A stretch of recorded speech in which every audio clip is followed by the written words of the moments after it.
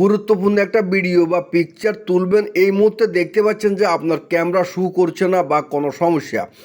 যেটা শু করছে না এটার ভিতরে টিপ দিলে দেখতে পারবেন যে আপনার এখানে স্টোরেজ ফুল, মানে আপনার এখানে যত পিকচার, অনেক হাজার হাজার পিকচার আছে, এগুলো কি করতে হবে, আপনাকে কিছু কমাইতে হবে।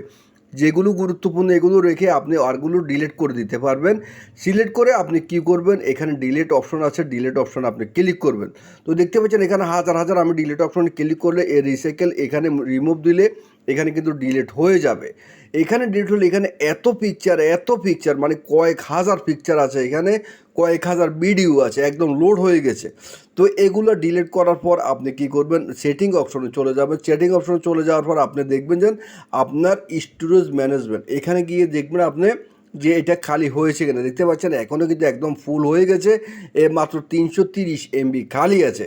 তো আপনি কি করবেন, এটাকে রিসেট করে দেবেন, একদম ডিলিট করে দেবেন। ধন্যবাদ।